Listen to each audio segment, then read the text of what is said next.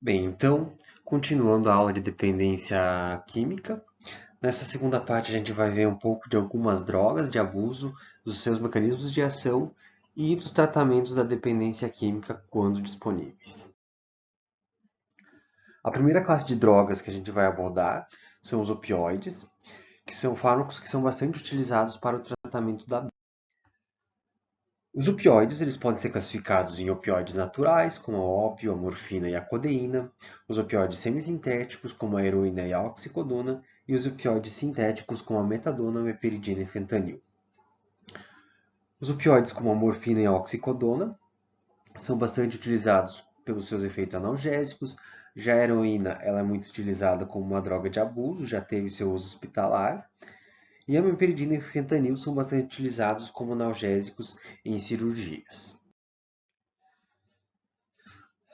A farmacocinética e as vias de administração dos opioides variam de acordo com cada droga.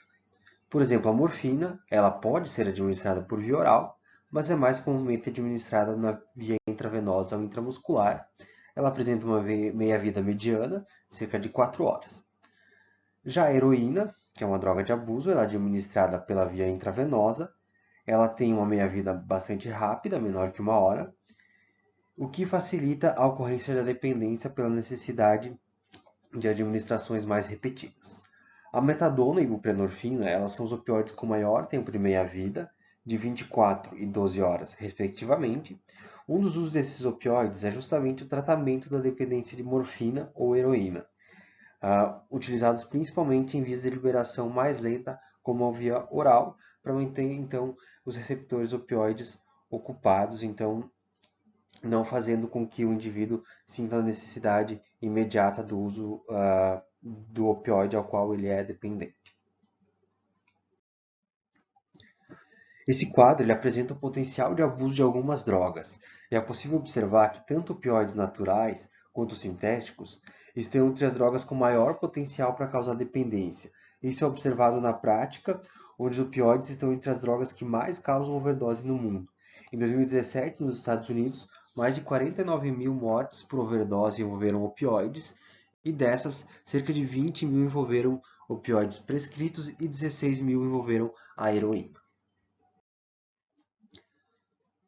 Os opioides, eles atuam ligando-se aos receptores opioides presentes em todo o sistema nervoso central, especialmente no núcleo do trato solitário e na substância cinzenta periaquedutal, e também na medula espinhal. Os receptores opioides, eles são ligados à proteína G inibitória. A ativação dessa proteína desencadeia uma cascata de eventos, incluindo o fechamento de canais de cálcio, voltagem dependentes, redução na produção de AMP cíclico e estimula o efluxo, então a saída de potássio, resultando em hiperpolarização celular. Assim, o efeito final é a redução da excitabilidade neuronal, resultando em redução da neurotransmissão de impulsos nociceptivos.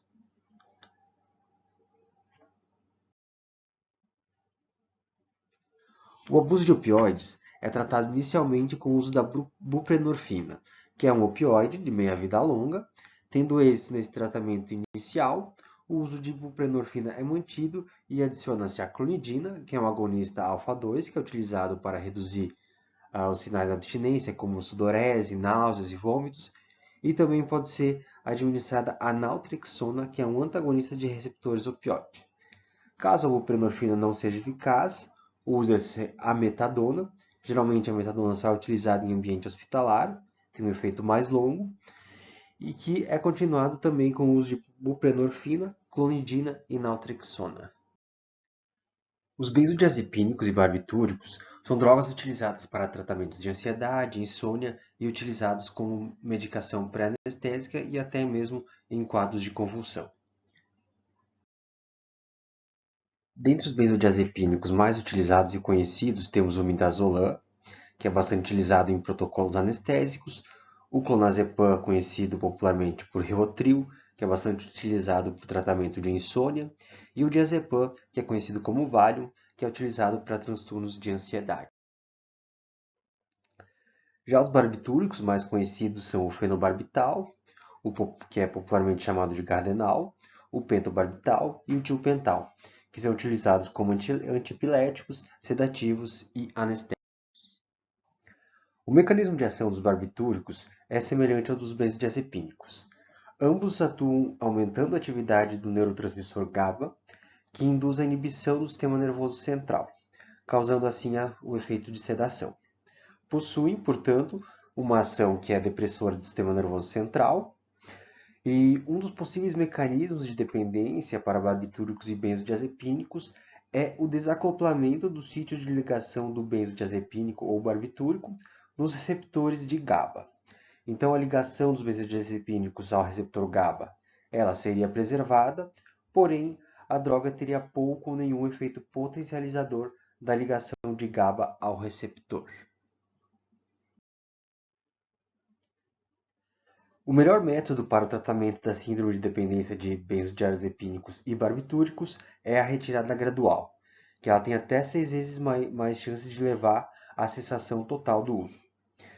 Enquanto o uso da psicoterapia apresenta chances de 4 vezes então de levar ao fim do uso do benzodiazepínico ou barbitúrico. E não há benefício em realizar a substituição por outros fármacos que têm uma chance pequena de levar à interrupção do uso. Sobre os canabinoides, serei breve, já que tivemos uma aula especificamente falando sobre o sistema endocannabinoide. A maconha ela apresenta um risco relativamente baixo de causar dependência. Cerca de 9% dos usuários passam a se tornar dependentes da maconha. Um dos problemas do uso da maconha é o comportamento de reforço ao uso de outras drogas, como o álcool e o cigarro. Não seria a dependência direta, então, da maconha o maior problema. Os canabinoides eles podem causar dependência porque eles atuam na liberação de dopamina no circuito de recompensa encefálico, e a interrupção do uso em indivíduos que são dependentes, ela gera uma síndrome de abstinência, que é apresentada com inquietação, irritabilidade, agitação, insônia e náuseas.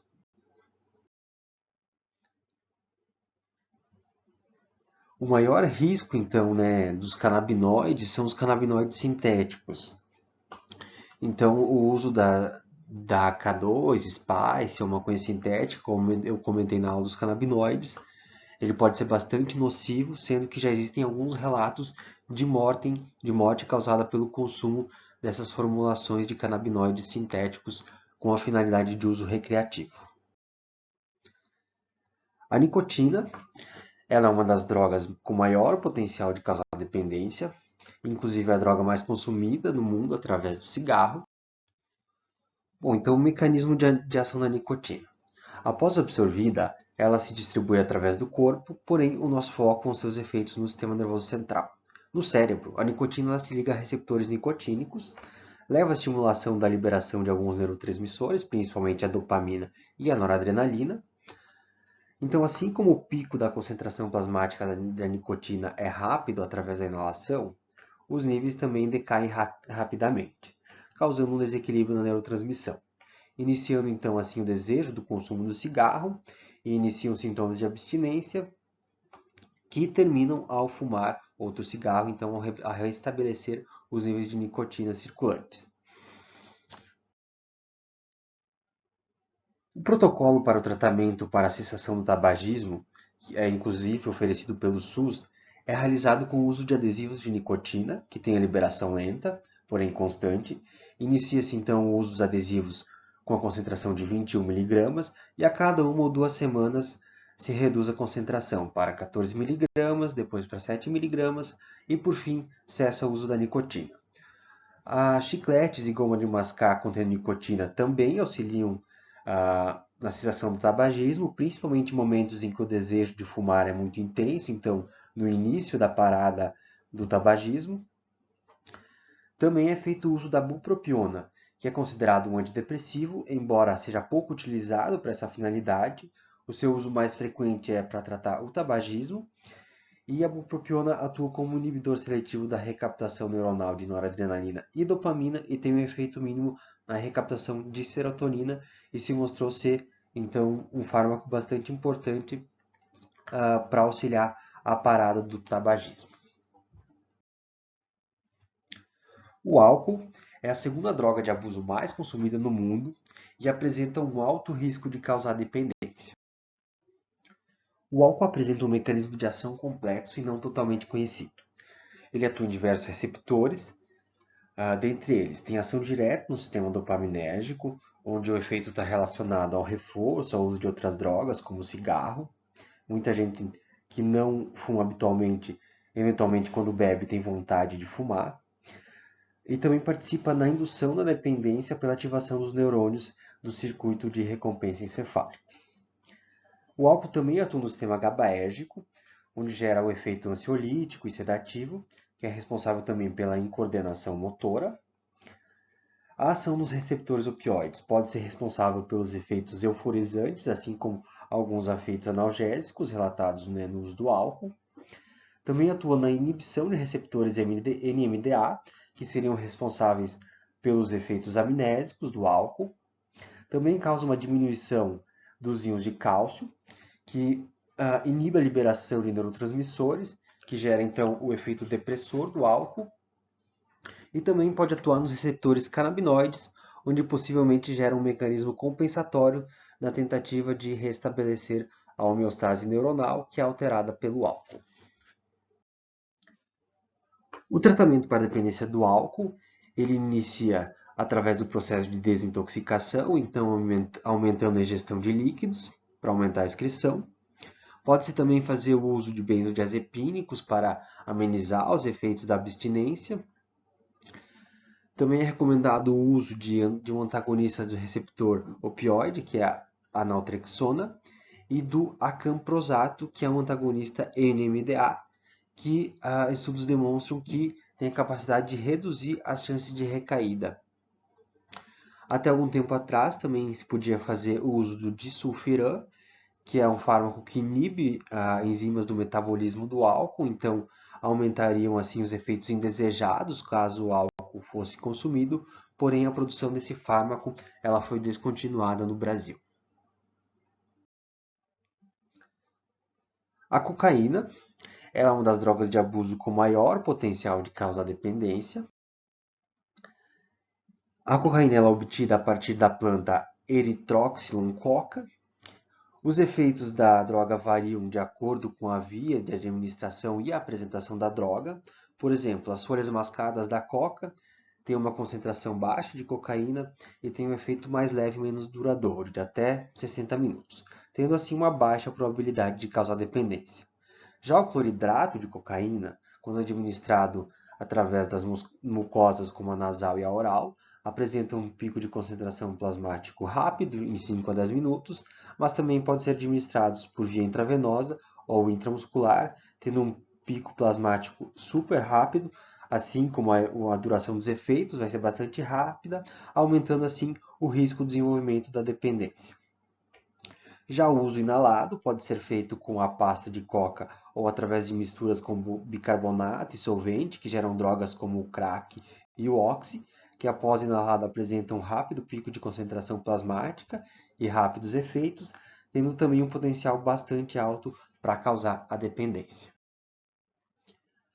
A cocaína ela atua aumentando a concentração de dopamina na fenda sináptica através do bloqueio de transportador da recaptação de dopamina, aumentando assim a atividade neuronal em diversas áreas do cérebro, incluindo o centro de recompensa encefálico. Como a gente pode ver aqui na imagem, em A a gente tem uma sinapse em condições normais, e na figura C a gente pode observar que a cocaína ela bloqueia esse transportador de dopamina e o resultado é o aumento da dopamina na fenda sináptica.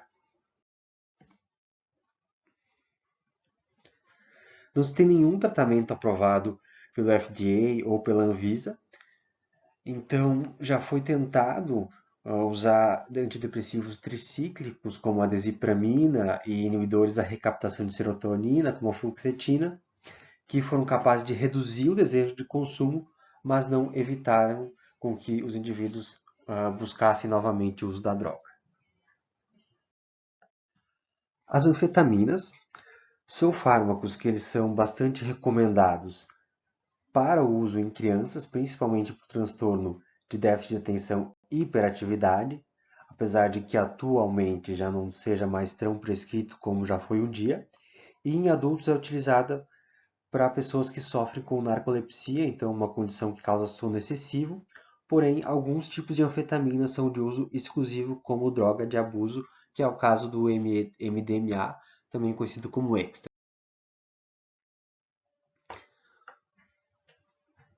Uma das anfetaminas mais utilizadas é o metilfenidato, né, para finalidades médicas, terapêuticas, que comercialmente é vendido como a Ritalina, então bastante conhecido, que foi muito utilizado em crianças com o transtorno de déficit de atenção e hiperatividade. Ainda é utilizado, mas com uma frequência menor do que era prescrito antigamente, porque pode causar alguns transtornos a longo prazo. E como droga de abuso, a anfetamina mais conhecida, então, é o MDMA, que é o êxtase. As anfetaminas, elas interferem na neurotransmissão dopaminérgica e noradrenérgica. Essas drogas agem aumentando a liberação e diminuindo a recaptação desses neurotransmissores, aumentando assim a concentração na fenda sináptica e exacerbando as funções desses neurotransmissores no organismo. A dopamina e noradrenalina, elas possuem várias funções fisiológicas, como regulação do apetite, saciedade, estado de vigília e funções psíquicas. E a administração da anfetamina, ela causa insônia, perda de apetite e um estado de hiperexcitabilidade. Então a pessoa se torna muito ativa, inquieta e eufórica. Após cessar o efeito da anfetamina, o indivíduo ele pode apresentar um período de sentimentos do tipo depressivos por conta da depressão dos neurotransmissores, como a gente pode ver nesse último quadro da imagem. Então, durante o uso do êxtase, a gente percebe que tem bastante neurotransmissores na fenda sináptica, e após o uso do êxtase, então, praticamente fica zerado a quantidade de neurotransmissores na fenda sináptica. E isso, então, vai causar esses efeitos tipo depressivos após o uso das anfetaminas. Não se tem um tratamento farmacológico específico para a dependência de anfetaminas. O tratamento é sintomático, pode ser feito uso de benzodiazepínicos para reduzir a ansiedade e pode ser usados antipsicóticos quando for necessários, caso a abstinência seja muito intensa. As psicoterapias ainda são as opções com melhores resultados, então, para o tratamento da dependência de anfetaminas. As duas últimas drogas que serão apresentadas são a psilocibina e o LSD, que são drogas que apresentam um baixo potencial de causar dependência, pois elas têm bastante possibilidade de gerar alucinações durante o uso, então isso prejudicaria muito a realização de atividades sociais para ser usada com bastante frequência, para que pudesse então vir a promover as alterações de neurotransmissão e farmacológicas que levariam à dependência. A psilocibina ela é uma molécula que é análoga à serotonina, então a gente pode ver que elas são moléculas bastante semelhantes, só modificam os radicais, porém as cadeias aromáticas são bem semelhantes. E a psilocibina então ela interage com receptores de serotonina, aumentando a atividade dos neurônios serotoninérgicos, que resultam nos efeitos eufóricos e alucinações causadas pela psilocibina. Bom, já o mecanismo de ação do LSD envolve fases distintas. Então, a primeira fase ele causa um antagonismo dos receptores de serotonina. Em um segundo momento, o LSD reduz a atividade do núcleo da RAF, que é uma região do cérebro que atua na secreção e liberação, né, de serotonina para o resto do cérebro. E a terceira fase, que é a que causa as alucinações, os efeitos eufóricos, que o LSD atua como um agonista do receptor serotoninérgico do tipo 5-HT2. A via de administração geralmente é sublingual e o pico da concentração plasmática e do efeito ocorre cerca de 5 horas após a administração e o efeito do LSD pode durar por até 12 horas. Então não se tem um tratamento específico, né, para a dependência de psilocibina e de LSD, porque é muito difícil de acontecer.